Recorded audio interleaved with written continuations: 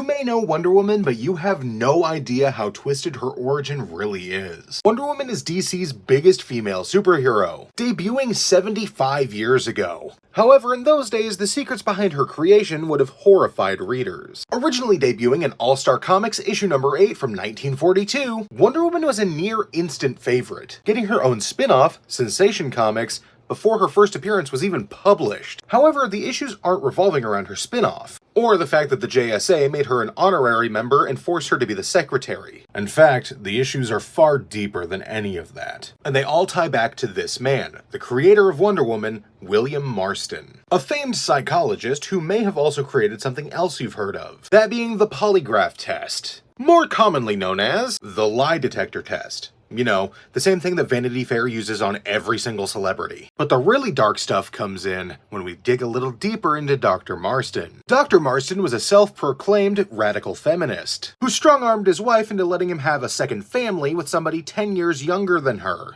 Yeah, okay. So far that checks out. Yeah, but she was totally cool with it because she was a career woman and she just wanted somebody to help take care of her kids for her. So to her, that was a sacrifice she was willing to make. He was also into some, weird stuff.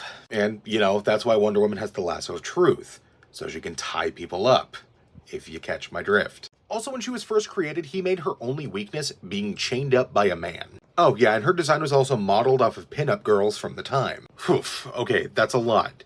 But where does the radical feminist part come in?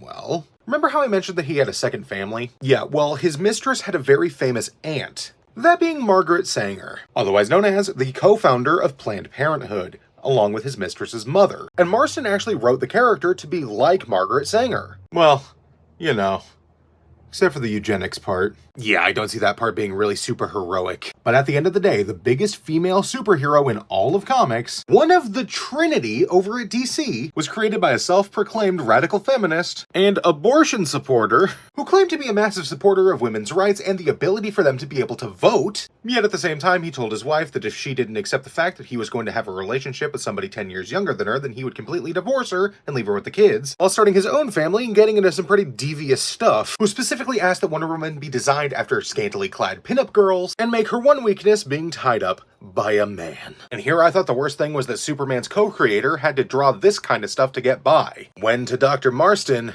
it was a way of life.